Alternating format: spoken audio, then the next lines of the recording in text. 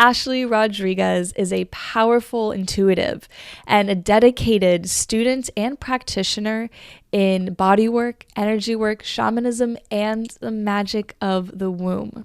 Today in the show, we have an intimate conversation where we talk about her initiation onto this path, the whispers of the womb, the history and wisdom of Mary Magdalene. This one I am so excited for you all to hear, and so much more. Ashley is a truly magical woman, and listening to her story and her knowledge, I had to be picking up my jaw off the floor so many times. So I know you're going to love this episode.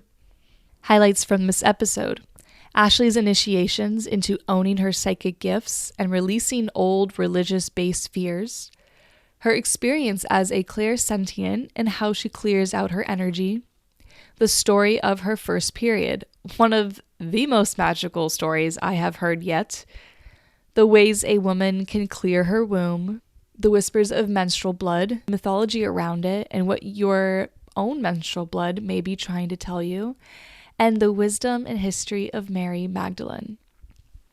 I do want to be aware and sensitive of your emotions. I know sometimes this can throw me off when I hear it on a show, but just to let you all know, towards the end of the show, when I ask Ashley about her darkness, we get into a brief but powerful, definitely powerful conversation about healing from sexual trauma and how we've both been, just throughout our lives, just navigated through those types of things.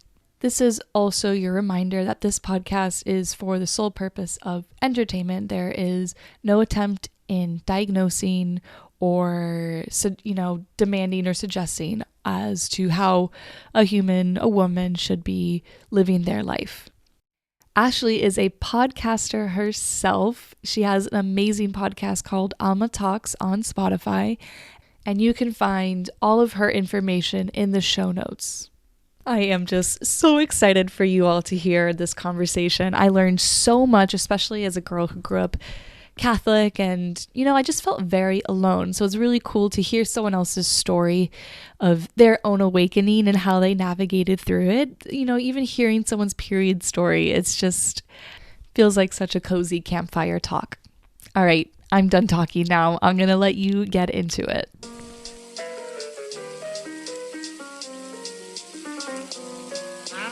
You are listening to the School of Whispers podcast. I'm your host, Stephanie, and this is my space to get real, open, and weird about my life experiences as a psychic, medium, energy healer, and student of Chinese medicine. On the show, I'll be sharing my healing journey and the concepts I've learned along the way, and I'll be having guests on talking about the same sort of thing. I am so happy you're here, and I hope this show leaves you feeling inspired and empowered to learn how to listen to the whispers of your own body and spirit. Let's get into the show.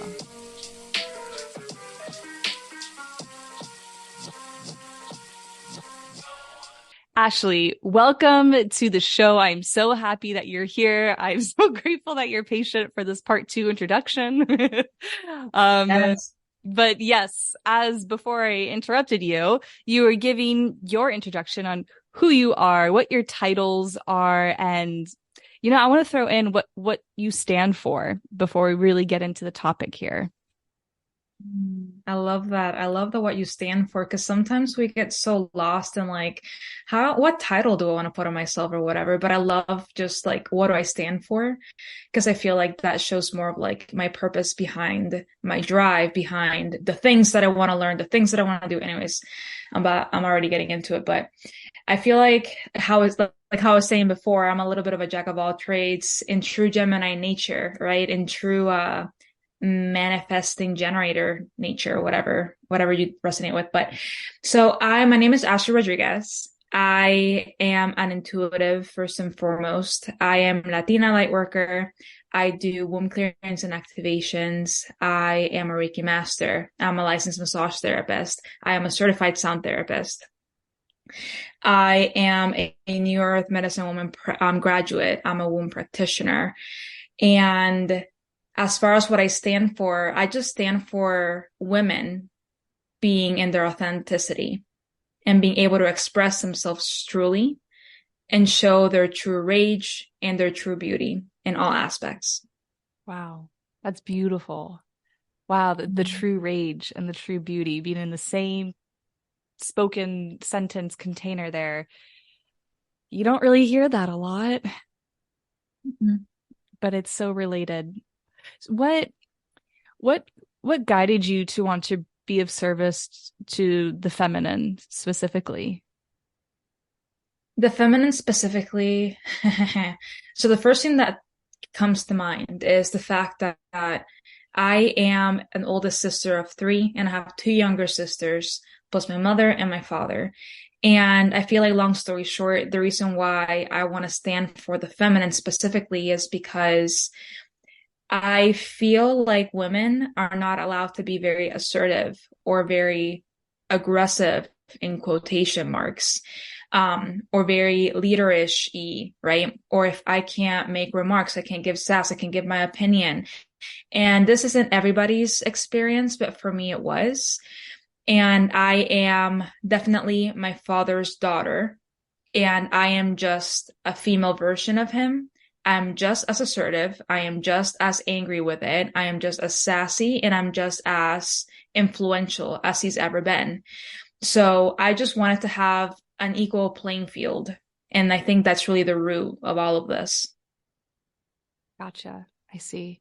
And so, and I really want to put a bookmark there for the feminine because there's so much to it, but I want to take it back a little bit further. Before we started recording, we talked about being a psychic, being an intuitive, being a medium, and all the labels and all the things that are attached with that. And I was sharing with you that it was in January 2021 where I really started to get the call to tune in, not just for myself, but others. And the word, and people would say, "Oh, can you give me a psychic reading?" And I'm like, "I don't know what that is. I've never gotten that before."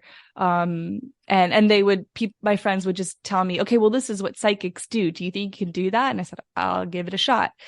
But it really took a long time to be comfortable with that word, psychic, intuitive, medium. For what I mean, intuitive feels a little bit more natural, but for whatever reason, well, I know why, because I don't know about you, but like in Hollywood or just my perspective, it feels a little bit icky. And Mhm. for a lot of reasons, but I would love to know about your psychic awakening, at what age, what that was like for you, what went on through your head, and also just that portal you stepped into taking on that title there. Yes, yes. So this goes all the way back to when I was like a child. I used to be able to see spirits, but I was never able to see like good ones. There was a lot of chaos in my household when I was younger. So I would see like scary stuff. So then I ended up shutting it off when I was like around 6 or 7. But even though I couldn't see and I couldn't really hear anything either, I felt other people's emotions ever since I could remember. One of my earliest memories is when I was like 3 years old. Legit, no, I'm lying. One. I was legit one because I remember us going to my grandparents' house in transition from living in one side of Puerto Rico to a different side of the island. And during that in-between stage, we stayed at my grandma's house. And I know that we were at the new house by my second birthday. Core memories. And the reason why I remember this is because I remember on my second birthday having like a little mermaid cake, but being sad that no one came to my birthday party. I remember being like, Mom, why is no one here? It's my birthday. I have a little mermaid cake and the school and opera, like, why is no one here? So, anyways, me being like 1 years old, before that at my grandma's house, I could feel my mom very, very strongly. And now I also know that the connection between like mother and daughter, mother and child, mother, son, whatever, actually stays in connection until you're around 3 years old. So that's probably another reason why I felt her so strongly. But I could feel whenever my parents would argue. And I knew when my mom was in distress, especially emotional distress, and I would go to her. And I remember at 1 year old, I knew when my mom and my dad stopped arguing, my dad left my grandparents' house, and my mom was alone in the room sobbing and crying. And I went up to her and I just consoled her. I was like, I don't want you to cry anymore. And I soaked it in because my strongest sense is actually the feeling one, clairsentient. And I've learned throughout time that I use that to be able to gauge my surroundings. I use that to be able to know who I need to help, who I need to take their emotions from so I can process it instead, which has led me to be very emotionally mature, very, very young. Because I would end up just taking and absorbing other people's emotions so I could process it for them and they don't have to deal with it anymore. So anyways, that was the beginning. And then eventually what led me to go through an awakening was fear and me realizing that if I want to ever live a life that is worthwhile, I have to overcome being afraid to get hurt, being afraid to do something that is unknown, because the things that I was doing are like the cookie cutter stuff, but it wasn't filling my heart. And I'm like, well, I'm literally doing everything right. I'm going to college. I graduated. I got a job with benefits. I got this. I got that. I've done everything that I can up to this point, and it's not filling me up.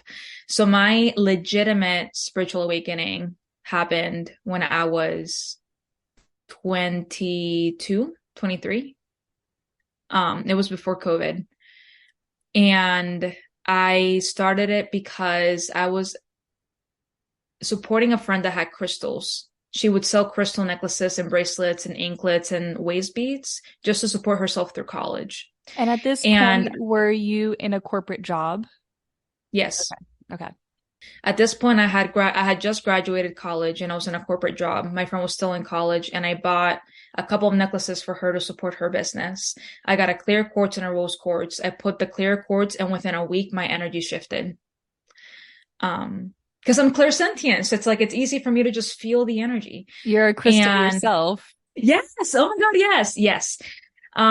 So then from there, it just opened up a can of worms. I had a coworker that peeped my necklaces, and she's like, "Oh my God, do you like do tarot readings, or like would you be interested?" And I was like, "No, my God, that's from the devil. Jesus, no."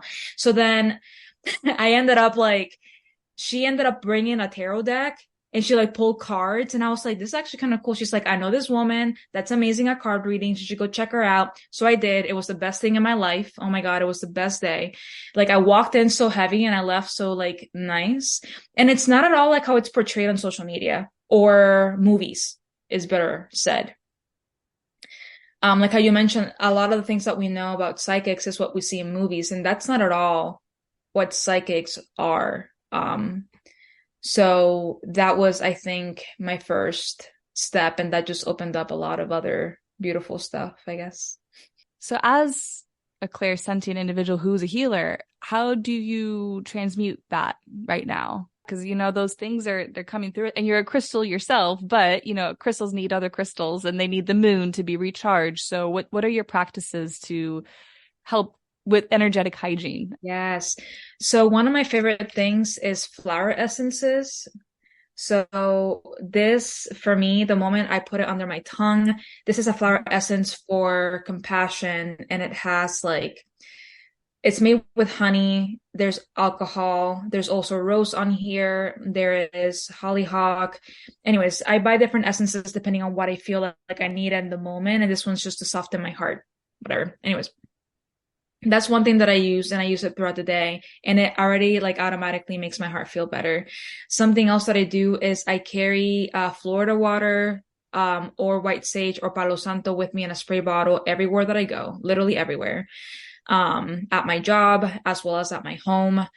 Something else that I do every single day, because we shower every day, is work with the water from the shower to help cleanse whatever needs to be cleansed.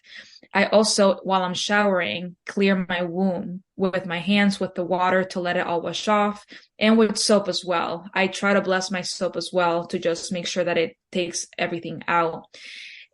Outside of that, if I need more, I will go to my backyard. I'll sit out there in nature for however long I need, And I'll also just sit with my feet planted on the floor, barefoot. I'll walk around barefoot in my backyard. Yoga is also another thing that I utilize to regulate my body. And that's just like things that are in my everyday thing that I don't even think about anymore. And sometimes I'm just a loner. I just want to hermit and just cuddle up in my bed and then just wait until I like come back to center. And then that's what I do. Yeah, that's a beautiful tool belt. That's awesome. So many things. And I don't know why, and my brain is like pausing. I think I'm on like day 3 of my period, so I think I'm just all the blood's left my head. You too? Ooh, this is 3, yeah. Yes, blood sisters. Let's go. And okay, yes, I want to know what does a typical day look like for somebody in your line of work? Yes, so I'm actually a teacher full time. Oh. So I am a high school teacher right now. I taught middle school before, which I love high school because these kids can self-regulate versus middle school, but we're not talking about that. Which is why I have Palo Santo and sage in my classroom. Every single morning, without fail, I spray the crap out of my classroom. I'm like, I need to take out all the vibes. And in the afternoon, I also do that, especially if it's like a heavier day. I'll do it on myself before I go home. Or I do it in the classroom as well. So from 9 to 5, I'm like a teacher. But outside of that, I just love being of service, really. And I just love how it felt for me to be supported and be in women's groups and different workshops and events. So I used to do a lot of work. Like last year, I was really, really, really heavily involved in like going to the Moon Mercado and doing card readings, doing workshops, sound healings, Reiki circles, and things of that nature. But this past year, because I had a lot of changes, I decided to take a step back because I just got married. I want to recalibrate myself with going back to working after the summer break. And I also feel like there's a shift happening within my business as a whole as well, and what I would like to offer instead of what I was offering before. Yeah, yeah. Oh my gosh, that's exciting. You're in this big transition. Okay, let's transition. Speaking of transitions, let's transition to the womb. When did your womb, start to call to you to become a part of your spiritual practice? Yes. Oh, yes, yes, yes. So actually, when I got my first period, and like sometimes I get a little emotional talking about it. When I got my first period, um, it was like one of the most magical experiences of my life. And the thing is my mom never talked to me about this though. Like I didn't know what a period was.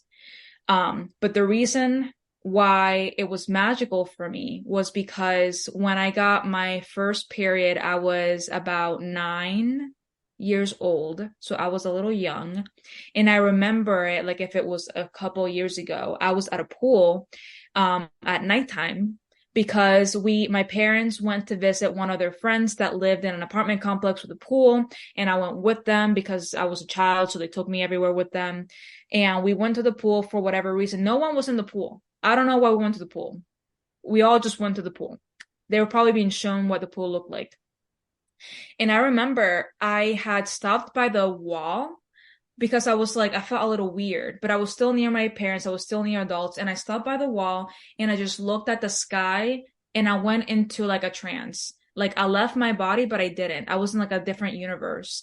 And then I saw a shooting star, and then the star just stopped right in front of my face, and it looked like the North Star, and then it came down. And at the time, I didn't know who it was, but now I know it was my great grandmother, who at the time passed away. And by the way, she used to be like a quote unquote white witch, per my dad, when she lived in Puerto Rico. And she would like do a lot of healings and cleanings and like help people transition from life to death. Anyway, so she's the one that ended up coming down in front of me, and she like blessed me, and then she went away. After that, I went to the bathroom and I had like brown blood coming out of my vagina. But because of the experience beforehand, I wasn't scared. So then I think I didn't have my period again for like another 3 or 4 months. And in that time period, I just so happened that in my school, they taught us what periods were, sanitary towels and all this stuff. And then the day after they taught us that, I actually got my period, and maybe normal, not no trans or anything, but I knew what it was, and I was just wasn't scared. The first time that I got it, the second time that I got it, I wasn't scared. Um, so that was my first experience with menstruation, and then eventually I had it very irregular. So then I took birth control, and it regulated it. And then I wanted to have sex without getting pregnant. So I took the Depo so I wouldn't have to have condoms.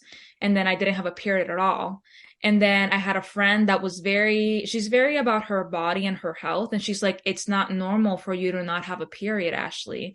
And I was like, yeah, but this and that. She's like, no, like, it's just not normal. And she just kept saying that over and over again. And eventually I got freaked out and I did research, and then I'm like, I'm not doing this. I got off of birth control, and then my period was regular without the birth control. And then I entered into the New Earth Medicine program with the Sacred Woman School, and they had a section about womb wisdom. Um, Before that, I was called to the womb because I just kept seeing it everywhere, and I kept wanting to learn about it. Eventually, I got into the womb wisdom course. It was like a big thing course. And that's where I learned a lot about the scientific side of menstruation, how there's really just two overarching phases. It's the follicular phase and the luteal phase.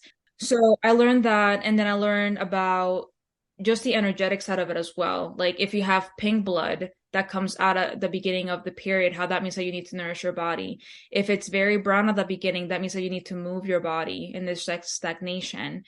If it's very, very, very painful, that means that maybe like your yoni is speaking to you, whether you're processing collective trauma or you're processing your own trauma. If it smells, that's something as well that comes mainly usually from your diet. Because way back when, before we would drink the blood of Christ was the menstrual blood of a woman.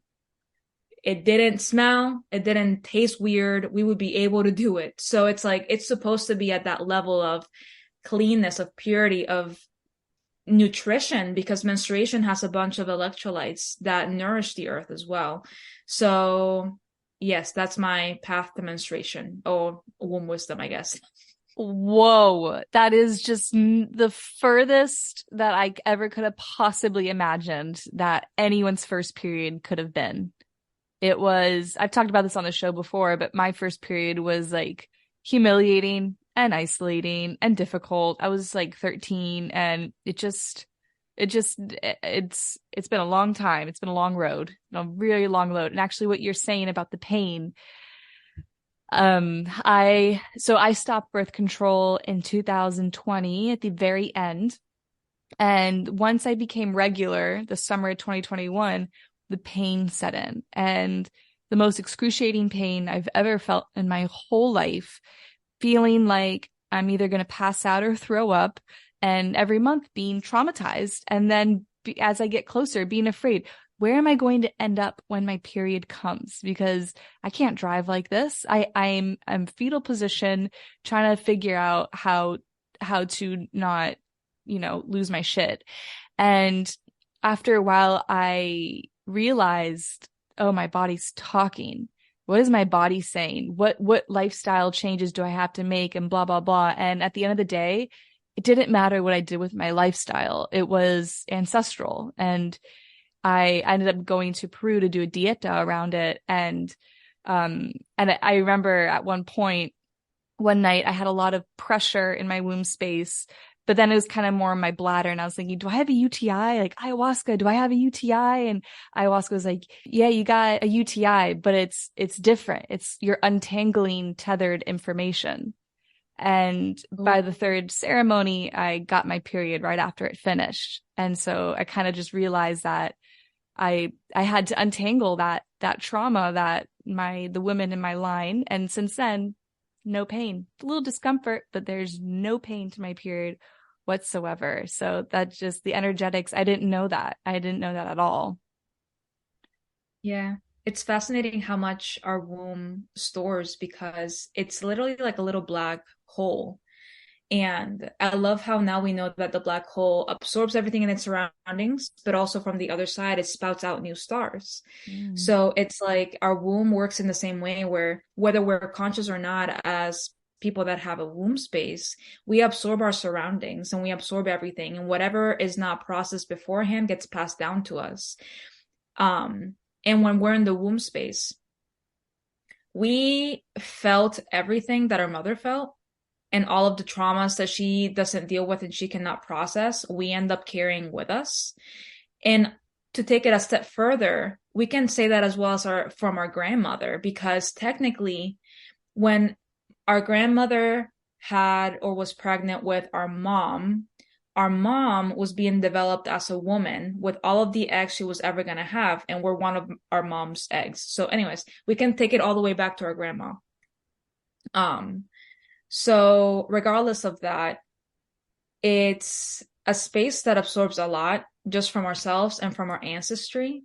And bleeding every single month is one of the ways that it can help release whatever needs to be left from our life. So the more aligned we are, not necessarily aligned, because sometimes, like how I said, like the pain that we feel or whatever discomfort we feel is one, to serve a purpose, or two, it's a collective trauma, or three, is to get you back on track. For example, for me, we talked about how this is my third day on my period. So the first 2 days, yesterday and the day before, I was like a zombie. Like I would come home and I would just be in fetal position staring at the wall. Like after work, I'm just like, I don't want to do anything.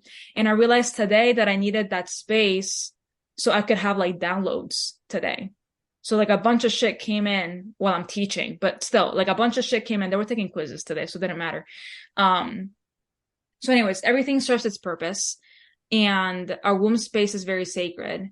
And just like how we absorb things from our surroundings and our ancestry, we also absorb the things from our partner. And we do have to clear that as well, because if we have a partner that we're intimate with, if they don't deal with their traumas, if they don't deal with whatever baggage they have, they end up giving it to us if we do interact in that way. And it's not that I don't want to help them. It's not that I don't want to be with them, but it's like, okay, so after me and my husband have sex, I'm just going to make sure that I cleanse my womb, because whatever he's not dealing with, I don't want to deal with. Like, I don't want to carry that. It's like, duh, but also I never thought of it that way. What would womb clearing, like a post relations, what would that look like? So I love the shower. The womb is literally almost all water. So I just love doing it under the water.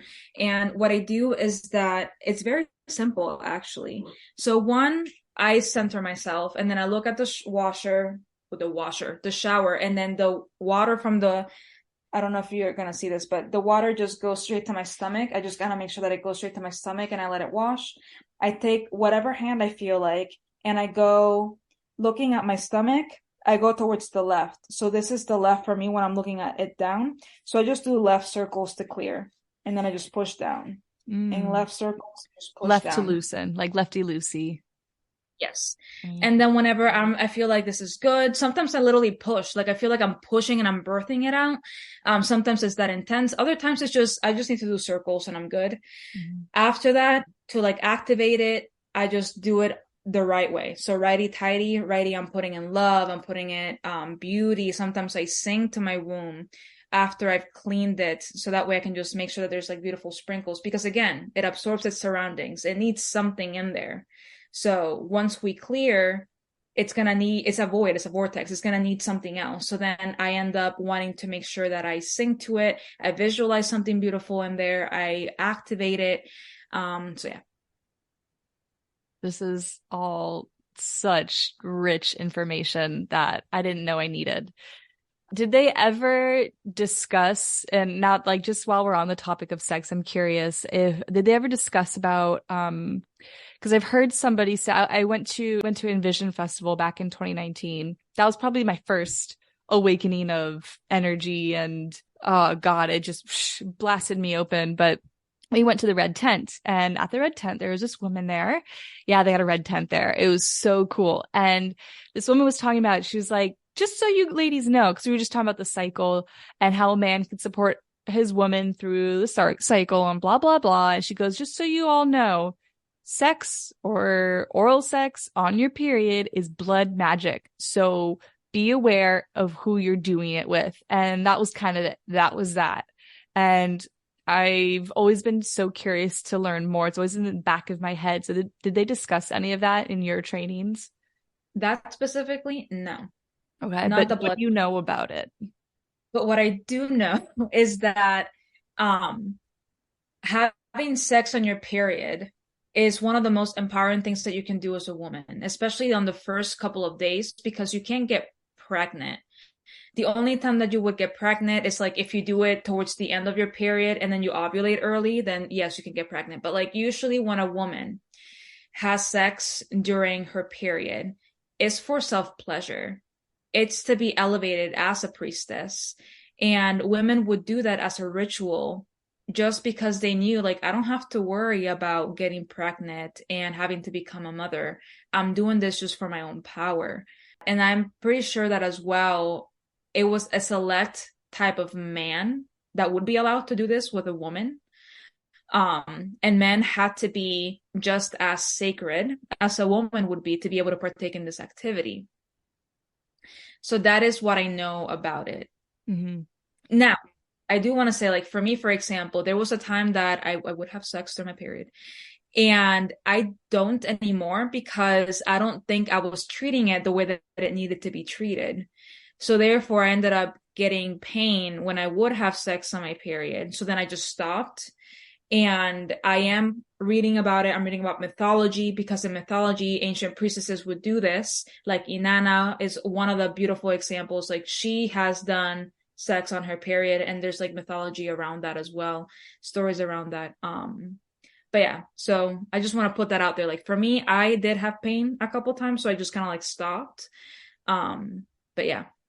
In Chinese medicine, they call menstrual blood precious essence, which to me was so powerful and so cool to read that.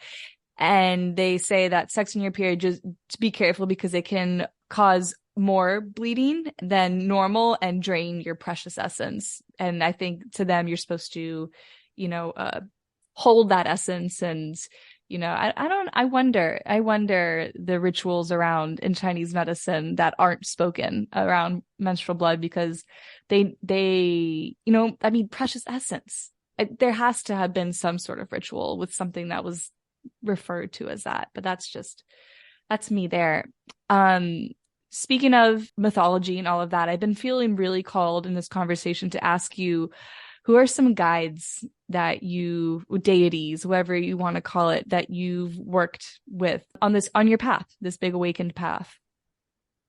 Yes. So definitely Mary Magdalene, even though she's not like a quote unquote deity, right? She's a very important figure for me. And also Isis is another one as well.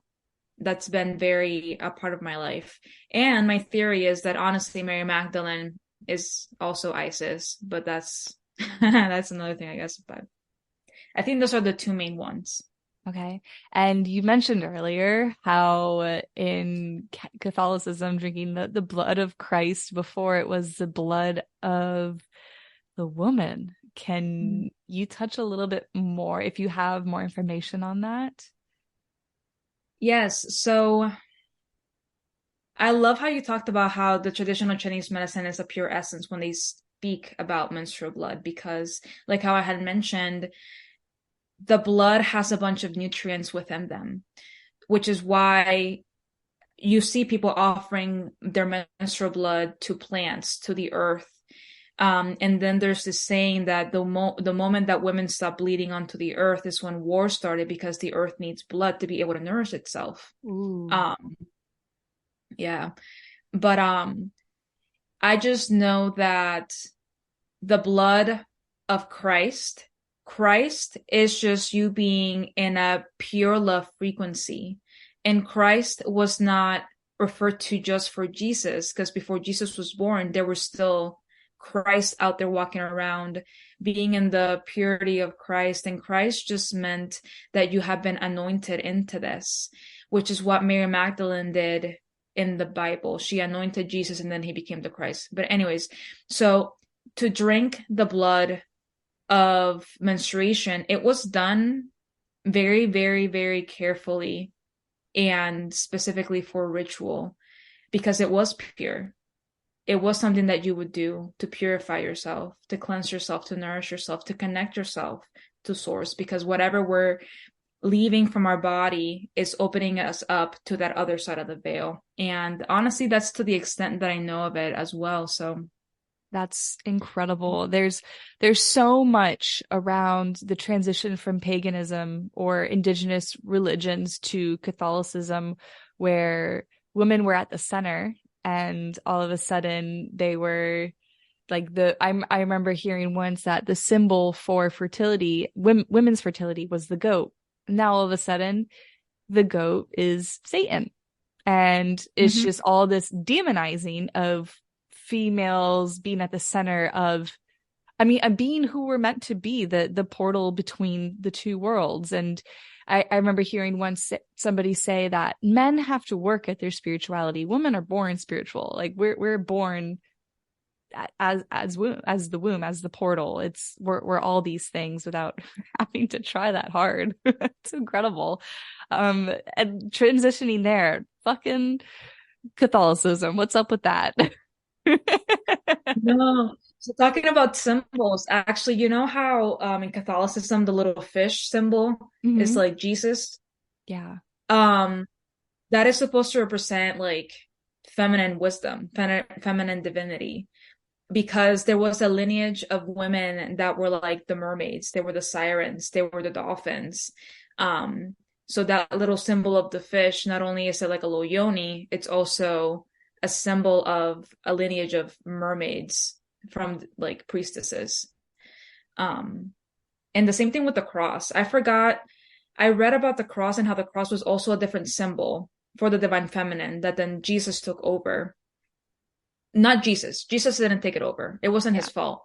It was the men that wanted to utilize Jesus as a way to shift the perspective to a patriarchal type of religion, because Jesus was actually very, very in tune with his divine feminine side, which is why he was the counterpart to Mary Magdalene, which is why he was the son of Mother Mary. Like he was very open and he had female disciples throughout the whole Bible. They talk about how Marys were following him. They were his female disciples because he gave them the floor because he knew how important women were. But I didn't know. I yes. really haven't done any dives and I feel like I'm in this transition where I'm even just trying to get comfortable with saying God. I grew up Catholic. I went to Catholic school, grade school, kindergarten, high school, and around high school I kind of had I mean, I wanted to be a saint. I wanted to be a nun. What I really wanted was to go to the highest peak and fuck off from the world and be with God and all of that stuff. And around high school, the most religious people around me, well, actually, after my parents got divorced, that was when we first started to get rejected by our religious community. And then in high school, the most religious people around me were some of the most cruel-hearted, really. And I just was like, what's the point? What's the point of all of this? If I curse, if I lie, if I steal, is someone gonna really smite me? Like, and so I kind of stepped away from that, stepped towards religion, I mean, towards science. And then, that became a whole religion in my head in itself. And long story short, I'm trying to take baby steps back towards what the symbols around Catholicism, Jesus. Like Jesus came in for a session with somebody the other day, and I was so uncomfortable even saying, "Can you ask Jesus what Jesus is saying to you?" And I was like, I am asking somebody, what is Jesus saying? And there's so much unraveling there. So I would love first to know your relationship with religion in your life, your experience, and then I really would love to dive into Mary Magdalene to an extent that you're comfortable with here. Yes. So I wasn't very, very religious when I lived in Puerto Rico. And I lived there until I was 11. everybody, like I went to Catholic school when I was in Puerto Rico, and everybody over there, or most people over there, are quote unquote Catholic. Like they just say they're Catholic. We all know about Jesus, Mother Mary, everything like that. Like literally, I don't think anybody does not know in Puerto Rico does not know about Catholicism or Christianity. Um, but when we moved to Florida as a way to find community, my parents would go to church religiously on Sundays. Then we will also go to church school on Wednesdays. And then eventually when I was in college, I was actually very freaking involved. Like I did my communion. I would go to Bible study every Wednesday with adults. We would study the lecture. I would be the one that would read the passages on Sundays. I would also be someone that would give the blood of Christ during the communion section. Like I was heavily involved. And then eventually, that's a good thing and a bad thing, I started dating my now husband, and he had the perspective of I am my own God. And I believe in a higher power, but like I'm God, you know? And that definitely was something that I didn't agree with then, but I totally agree with now. I'm like, you were freaking right this whole time. Because there is a higher power that we're connected to. And as we are humans now, like we're still God within us. We still are the ones that call the shots, and the higher power is still connected to us, and they can see everything that's happening in retrospect because we kind of have a little bit of amnesia. We forget our past lives. We forget our future lives. We forget why we're here, but we just come here and try to do our best, and we can get guided. Anyways. So the reason why I left religion was really because of the first card reading that I had. I was pissed that I was told my whole life that card readings were from the devil when it made me feel so good, that crystals were from the devil when it was amazing, that reading the horoscope was from the devil because God doesn't want to give you the shortcuts. You got to figure out life on your own without looking at astrology. And in my head, I'm like, if God is our father and they're our guardian, I know that if I were to have children, which I don't, but like that's a whole other story. With my two little sisters, like I would want to give them everything that I knew. I would want to give them all the resources that I had so they can make the best decision. So why wouldn't God do the same for me with astrology, with guidance, with whatever? Like that doesn't make sense. So I had a time where I did not feel comfortable saying God either. I did not want to talk to Jesus. I didn't want to go into a church. I would go to a church with my family because my grandparents would come and visit, and they were extremely religious, but they're a little bit more intuitive than they let on. Anyways, so I would go to church with them just to please them, but aside of that, I wouldn't go, and I would just sit down the whole time. Like I was kind of like a rebellious about it. Until one time I had a shamanic healing session from someone that I am obsessed with. She's in like Maine. I ran into her randomly through Google, and she is one of the best healers ever. And in one of the sessions that I had with her, she's like, Jesus showed up as one of your guides, and he told me to let you know that you're not ready to work with him. And I was like, fuck, bro, like Jesus again? Like, what's up with this? But then like around that time, I also got a Mary Magdalene book called Magdalene Mysteries. It's like a 500-page book. It's like a freaking textbook. And in that book, yes, it talks about Mary Magdalene a lot and about the lineages that she went through. And it also mentions Jeshua's story, Jesus' story, and how he kind of grew up. So that opened up a big door for me to see him in a different way. Once I learned about how Jesus did come from a noble family that was very influential politically, which is why we know about him, because he was supposed to be the next governor. He was supposed to be someone that was in the Senate at the time. And they wanted to utilize him to be able to unite regular people and the spiritual community. But they wanted it to be done in a patriarchal way. So they had sent him off to India, to Egypt, to learn all these different things in these different mystery schools. But his mother, Mother Mary, was a priestess herself from the lineage of Hathor and Isis. So Jesus also grew up knowing about the divine feminine and how important it is. The Sophia wisdom, the grandmother, the divine mother of it all. So when he would go to all these different mystery schools, and some of them were very patriarchal, he was like, you have a lot of wisdom, but like you're also not looking at it correctly. So anyways, he came back, but when he came back, I also feel like he kind of, you know, did too much. Like he called himself king, maybe he shouldn't have, but at the same time, like he was trying to prove a point that we are God and we are forgiven and that we just need to love each other. And I think the things that were promoted for Christianity were things that would help the Catholic or the Christian religion succeed as a business and as a way to control, society, instead of it being like actually as a way of salvation or as a way to be able to interact with the world now. So I guess that's how I journeyed with Catholicism. You are just continuously blowing my mind. Just whenever I hear things that like shake me to my soul, I'll get tingles all down. I'm just getting tingles and like catching my breath and being like, what? Like I didn't know any of this about Jesus, and I think this is a sign that it's time. It's time to learn what the truth is. Oh my God. So when you mentioned earlier that she's the counterpart to Jesus, so is it kind of like that Isis not Isis. Well, who's Isis's man? Osiris, how they're just two sides of the same coin, but just the light and the dark, the masculine and the feminine. Literally. There's a myth of Osiris dying and Isis reconstructing him and bringing him back to life, and Osiris being resurrected the same way that Jesus was resurrected.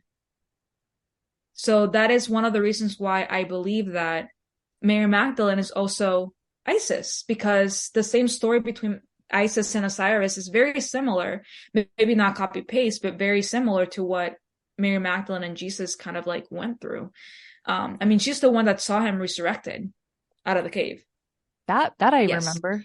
That's about that, and she wiped his face. That's about like the extent of all of it. They did meet in the wedding of where he turned the water to wine. So there's this other book. So I talked about the Magdalene Mysteries. That book is amazing. If you like to study and you like to read, that would be a good book for Mary Magdalene. Another book that is really, really good is called The Sophia Code by Kaya Ra. And then in that book, there's a section for different goddesses, and one of them is Mary Magdalene. And the reason why I got this book was to listen to her, but you have to listen to the whole thing. Anyways, there's a reason why she put the goddesses in the order that they're in. So the first time that you listen or you read through the Sophia Code, you're supposed to read through it in the order that it's given. And then after that, you can do whatever you want. But anyways, in the Sophia Code, she channels Mary Magdalene talking about the wedding where Jesus turned the water into wine from her perspective. So that's also very beautiful to see. And then also, she channels how Mother Mary was a teacher of Mary Magdalene at one point as well, which is she's the reason that Mary Magdalene and Jesus met, because she wanted Mary Magdalene to meet her son, because she knew that they were going to be counterparts to each other. So Mary wasn't really a name. They're like, oh, Mary was a common name back then. Mary wasn't a name. Mary was a title. Mary was a title of the Marys, which were a lineage of priestesses under Isis. They were under sexual tantra. They were under the singing, the sirens, all this stuff, which is why there's 5,000 Marys in the Bible. And they're like, oh, it's just a name. No, it's not a name. It's a freaking title. Why do they call her the Virgin Mary? Is that just another patriarchal story? Okay. Yes. So Mother Mary, I keep calling her Mother Mary because I'm like, she's not a fucking virgin. So she's not a virgin, but she had sex. Anyways, so Mother Mary was a priestess, and she was trained because her purpose was to give birth to the Messiah. The way that she did that is she had sex with someone that was also sacred. he was a priest of a lineage of the leopard. So then we have the leopard and a dragon combine in the sexual union to give birth to Jesus.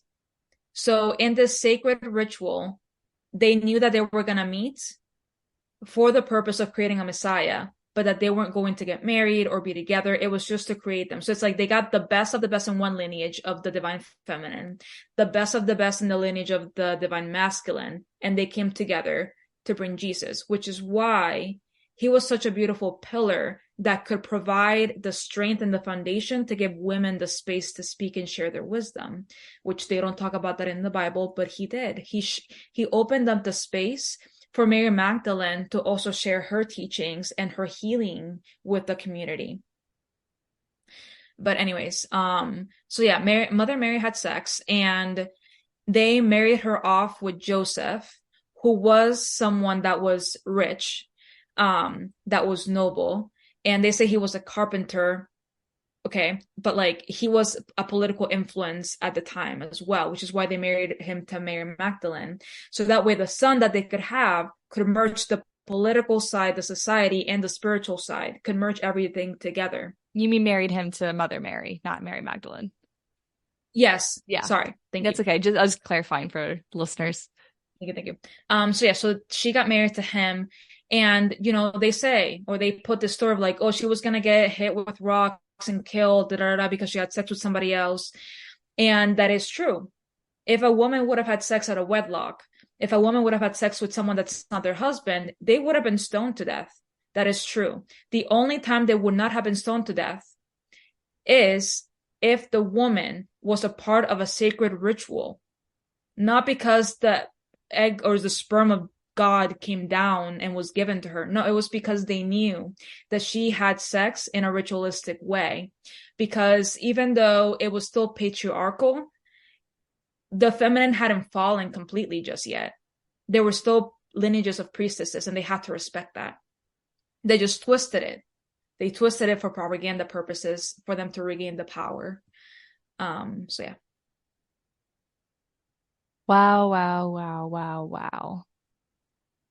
I am kind of speechless here.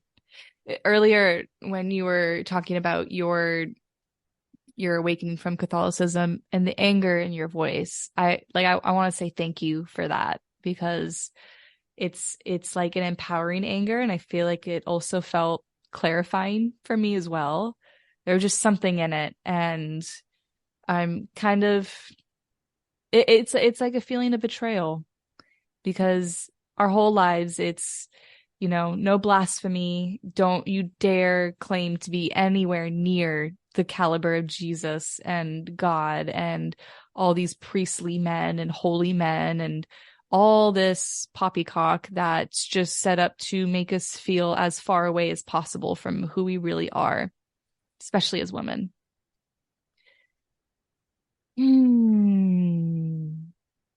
Yes, yes. There was one time that I heard one of my ancestors say, like, we are born with the seed. So it's like we don't have to, like how you said, we're born with the seed planted within us to be able to be connected to the spiritual world. Like we don't need to work hard on this. Um, and the role of the feminine is to be able to bring in that love, to be able to give birth to the love into our surroundings. But at the same time, the divine feminine can't do its thing without a divine masculine counterpart. It's just not possible. We need both. And it's you see a lot of the rhetoric out there, at least what I see on social media. It's like, oh, there is a post about women or a post about men. Somebody always has to come in and tear the other sex down. Mm-hmm. And I'm so tired of that story as well. Ashley, thank you so much. But I two closing questions with everyone. But before we get into that, is there anything else that you feel called to share right now, along anything that we've touched on? Amongst anything that we touched on, I think that a lot of times we get caught up in spiritual practices because we may want to prove to everyone how spiritual we may or may not be. When in reality, the spiritual practice is just to help you be recalibrated and to help you just be in your true essence. So, um, I guess for me, it's like a lot of the things that I know now and that I share with other people, it's because I was angry and I was upset and I was hurt and I was like, what the fuck is this? You know, like I wanted to know it for me. And then now because I had those questions planted within my brain and I learned how to do all this stuff for myself to feel better and to be better, now I can sit down and like share with other people. So yeah, just do things for you. Mm-hmm. Mm-hmm. Oh, I feel like I need a moment of silence for all of this. I just didn't. It's amazing where podcasts can go. I never really have a plan because I have no idea what's in store for me. Like I know it's for everyone to listen, and I always want to keep the listener in mind and like how I called them in the beginning, but I know it's all really just mostly for me. Yeah. And then bonus points if someone else gets something, but God, I'm all sorts of emotional right now. Okay.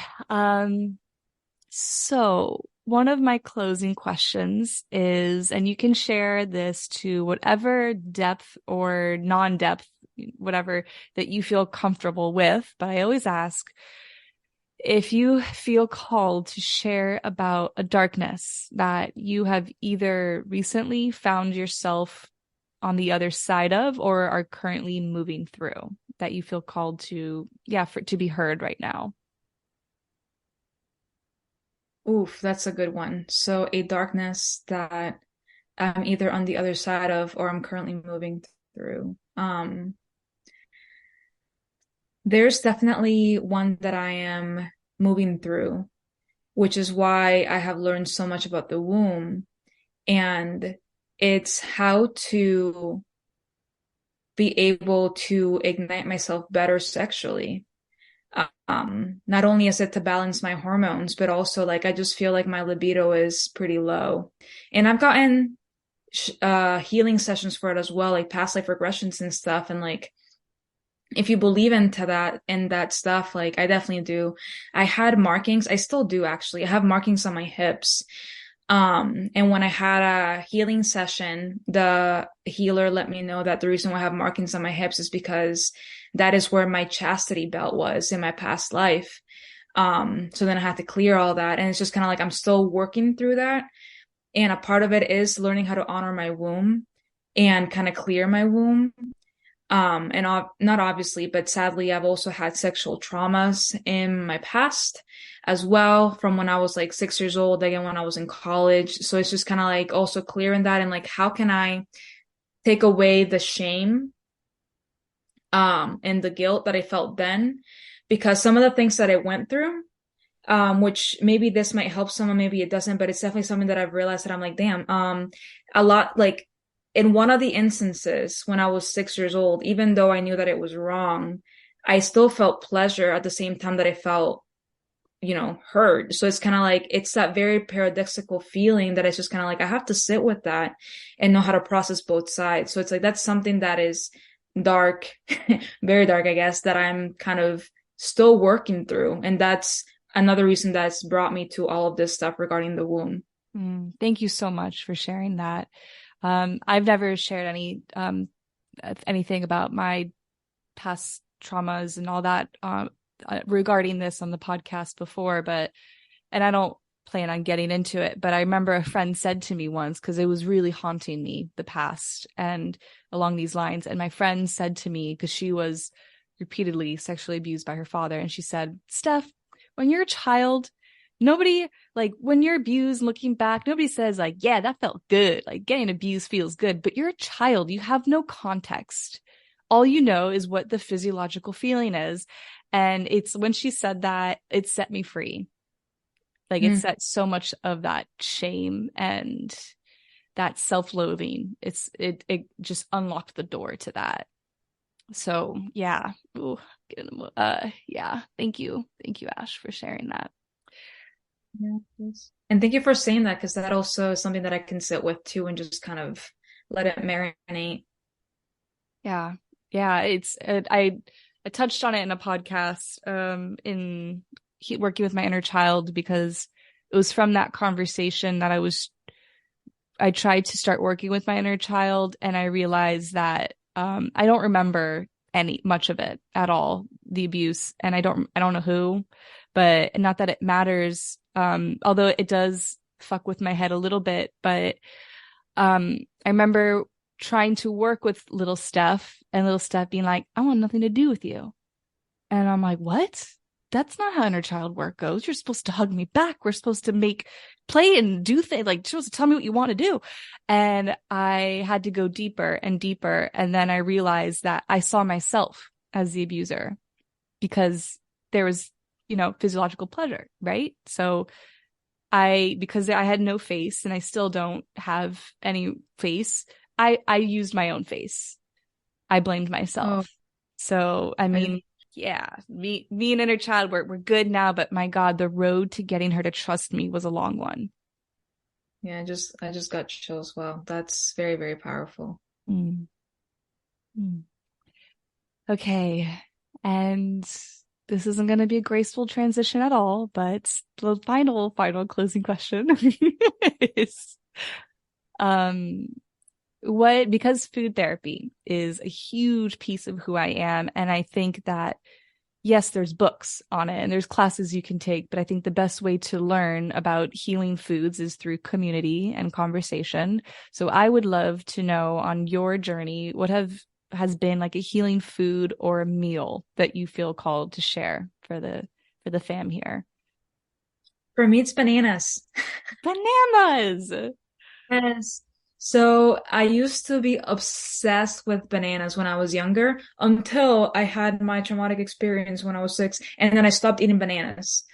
So then as I started like wanting to bring in more sweetness into my life, more of that joy, that pureness, that innocence, and having a better relationship as well with my inner child, like I started eating more bananas because that's what that represented for me. So for me, it's definitely bananas. I love that. So I'm Cuban, so I don't know if this is like a Latin mom thing, but did your parents put bananas in like all of your food? We had bananas and rice, bananas and macaroni, bananas and like fucking spaghetti. And spaghetti. Oh, and all, like, sometimes I crave bananas with red sauce and garlic bread. I know it's fucked up. I'm honestly down to try that. Like, I would be so curious to see how that tastes together. But no, it was actually my grandparents would be the ones to like give me bananas, but they would give me bananas and then bananas in ice cream and bananas in like pancakes. It just Like stayed a normal. little sweet. Yeah. Yeah. Oh, that's so beautiful. To the bananas. Yay. Awesome. Well, Ashley, before we close off, where can people find you and learn more about you?